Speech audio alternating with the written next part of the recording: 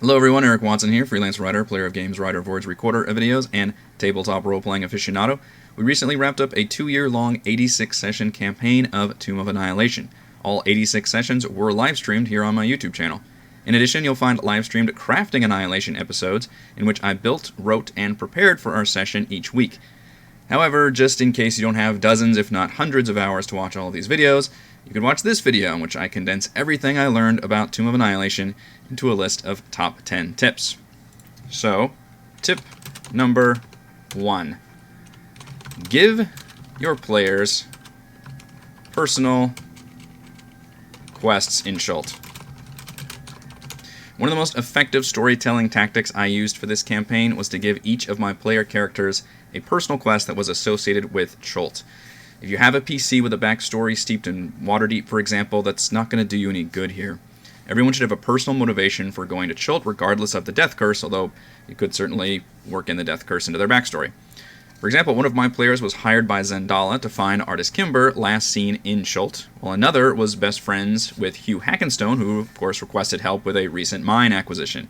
Read through the book and work with your players to see what you can come up with, and it'll make the adventure that much more interesting. Tip number 2. Do not teleport your players to Chult. Witches of the Coast often drops the ball when it comes to the initial adventure hook. Tomb of Annihilation is no different.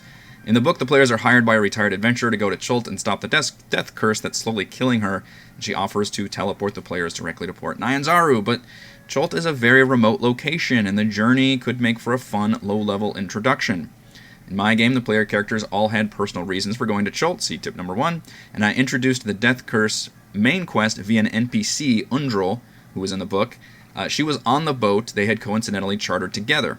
Along the way, they saved Zendala from a shipwreck, were harassed by one of the pirate captains, and were suitably awed by Arameg the dragon turtle. These events took 2 sessions and leveled the players to level 2, and they made for a much more immersive and interesting introduction to Chult. Tip number 3. Maximize port. It would help if I knew how to spell. Maximize Port Nyanzaru. Port Nyanzaru is one of the best and most interesting towns that Wizards of the Coast has ever designed. There are dinosaurs waltzing around everywhere, zombies at the gates, a gladiatorial arena, a citywide dinosaur race, and several interesting side quests and story seeds. Use them! There are a list of 10 side quests on pages 16 to 17 of the book, and I ended up using most of them. I added a mini-adventure from the Adventurers League season at the time, expanded the dinosaur race into a multi-stage event that lasted most of a session, attacked the city with an army of zombies, and sent the players off to an infiltration caper to Fort Belwarian, which ended up being one of the most memorable sessions of our campaign. And of course, don't forget to introduce all the guides, many of whom have their own side quests and motivations. Unlike most of the Wizards of the Coast 5th edition campaigns, Port Nyanzaru is the only real town your players will ever experience in this entire campaign. So even if they're excited about crawling through the jungle, there will be plenty of time for that. I would encourage spending as many sessions as you feel comfortable in the city.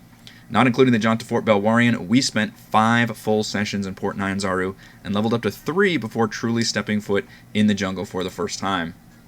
Speaking of which, let's talk about the jungle and hex-crawling with tip number 4, pre-roll random jungle encounters. There's been a lot of discourse surrounding the hex crawl portion of Tomb of Annihilation. Let's zoom in here so you can see a little bit better what we're looking at. My advice is this. Assuming your players are smart enough to bring a guide, and there are plenty of guides that don't ask for any money but instead have fun side quests, then just eliminate all the rules for getting lost, bad weather, etc.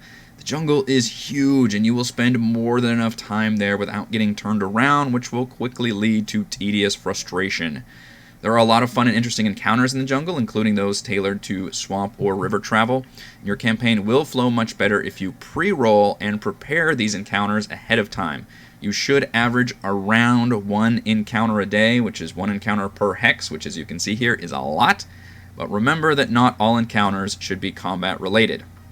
This next tip is also associated with the hex crawl. Tip number 5, don't allow nightly long rests while hex crawling. Extended overland travel in D&D falls apart if the party is long resting between every encounter. And while it can be fun for PCs to occasionally unleash everything, knowing they're bookended by long rests, encounters will become meaningless eventually as a result. Instead, I recommend using some modified resting rules. The jungle is a dangerous place. They cannot benefit from a long rest every single night. Instead, they gain the benefits of a short rest automatically at night. Now, it is very important to communicate this to your players ahead of time, but what this does is basically transform the entire jungle into one big dungeon crawl. Now, you can't keep your PCs going without a long rest forever. It's up to you, the DM, to determine how and when they should be able to long rest. Many times it's when they make it to a destination, such as Camp Righteous, or after clearing the goblins at Yeliark, or maybe they simply find a nice cave. Gauge their resources and give them a long rest every once in a while. Final tip for hex crawling, tip number 6. Stop hex crawling when they reach tier 2. You can throw those previous 2 tips right out once the PCs reach level 5. In my game, my Bard player took Leomund's tiny hut, effectively breaking my dangerous jungle resting rule. Not only is that okay, I would encourage loosening, if not eliminating, the hex crawl altogether once the players reach a high enough level, because the jungle is mostly designed for tier 1. By the time the players and party have reached level 5, they should have seen most of what the jungle can throw at them. The jungle is also very long, and hex crawling will get tedious if you stick to it the entire time that they're in the jungle.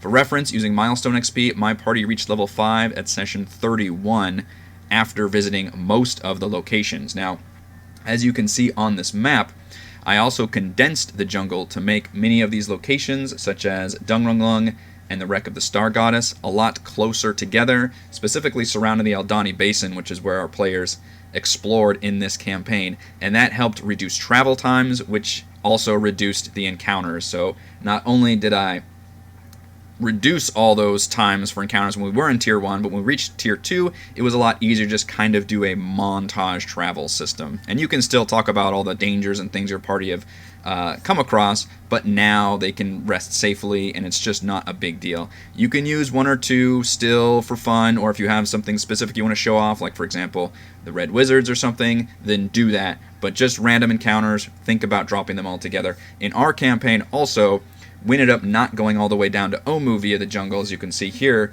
Once my players explored Oralunga, and once they got the location of Omu, they were able to go back to the city, get on a ship, go all the way around and do all the pirate stuff, and then land down at Shilku Bay and then reach Omu that way, and in which case, no more jungle crawl. Worked out very, very well.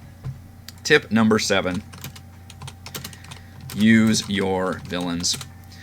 The primary antagonist in Tomb of Annihilation is the infamous Lich Acererak, but as written in the book, he's an absentee landlord who only shows up at the very end. Now, we'll get more into Acererak in a later tip, but my advice is to look at the other villains you have to work with. The Stone Sisters, the Red Wizards, and the Yuan-Ti. If you're playing by the book, there's a good chance your party won't encounter any of them until Omu, which for us was over halfway through the campaign.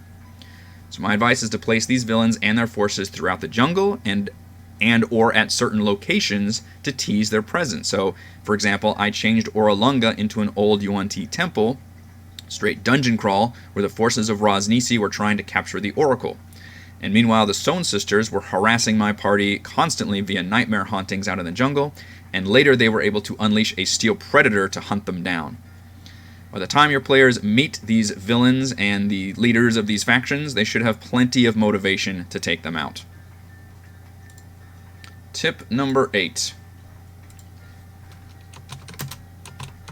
Do not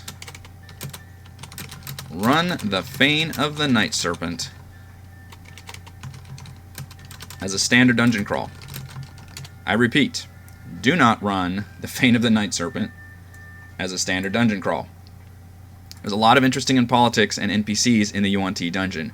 Read up on Rosnisi and Fenthaza. If you can capture your players and throw them in there, awesome. If not, because that's a tricky thing to do, try and work with them to infiltrate the dungeon to recover the final puzzle cube. The Fane can be a great dungeon for stealth, role-playing, and exploration, punctuated by very careful and small combat encounters like the Bone Naga in the storage room. One of my players even went through with the Yuan-Ti ritual while the others explored around the river and battled the Hydra before everyone came together to meet up with Rosnisi. You have a massive, massive dungeon crawl coming up with the Tomb of the Nine Gods, so use this opportunity to emphasize other aspects of D&D. If you don't think your players would enjoy any of that, feel free to drop the Fane altogether, get them into that mega dungeon that much sooner. Speaking of mega dungeon, tip number 9. Be prepared for the non-linear mega dungeon. The Tomb of the Nine Gods is fantastic and honestly worth the price of admission for this entire campaign. Most of the rooms are very well designed, and there's really good pacing between traps, puzzles, and combat. I can't explain all the nuances of the tomb in this entire one video of tips, so I recommend if you want to look at all my planning, those are the latter third or fourth of my Crafting Annihilation videos. You'll find a lot of discussions there. But for the purposes of this tip, specifically, you need to prepare for the fact that it is a non-linear dungeon. By that, I mean it is possible for your players to skip around and skip entire levels by a very large margin because there's this central grand staircase. Your party could easily climb down from level 1 all the way down to level 4 if they wanted to, and even jump down to level 5. Or there's another spot at level 1 where they could jump down a waterfall and fall all the way into the water at level 5. Now, for the purposes of my campaign, my players actually meticulously explored every single level before moving on to the next one, which was extremely helpful for me, but that may not be the case for you. So my advice is to read all of Chapter 5 when your players reach the dungeon. Just make sure you're prepared, because there's a lot of situations where your players could see one room from another room, and you need to be able to have those descriptions and mechanics ready and in place. Final tip. This is going to be my most controversial tip, and I expect a lot of comments on this. Consider dropping Acererak. I know. He's a big bad infamous D&D villain, and he's on the damn cover of the book. But, as I mentioned in an earlier tip, he doesn't do anything in Tomb of Annihilation except complicate an already big final boss fight. For the final battle, your players are level 10 to 12, and have no business fighting him anyway. He's a CR, I think, 20-something, which is why the book falls back on this really lame super boost from the Trickster Gods, in which your players just become all-powerful and have this huge hit point pool. This is one tip I wish I had known before starting the campaign. I would have used the Sown Sisters as the primary antagonist, which I was already basically doing throughout the campaign. It just ended up being a lame, oh, you're going to fight the Sown Sisters here, and then here's the boss battle, and Acererak shows up. The Sown Sisters effectively spy and harass the player throughout the campaign, if you followed my earlier tip, and they can appear at the end instead of Acererak appearing when their Death God baby is under attack. And then, after, assuming your players win the battle, you could have a surviving Sown Sister teleport to a dark realm in a cutscene where she pleads her case to an even more powerful force, those who court death, and Acererak turns around on his throne and it cuts to black. That would be an awesome way to fully end this campaign with a neat little epilogue stinger. Create dire stakes that could lead the party to an awesome tier 3 to 4 adventure against the all-powerful Archlich, instead of a just unearned final boss battle that just overly complicates what is otherwise a very well done final boss fight with the Atropol. I hope these tips help you with running Tomb of Annihilation. You can check out our entire live-streamed campaign here on my YouTube channel, and support my channel via patreon.com/RogueWatson. Thank you, stay awesome, and stay safe.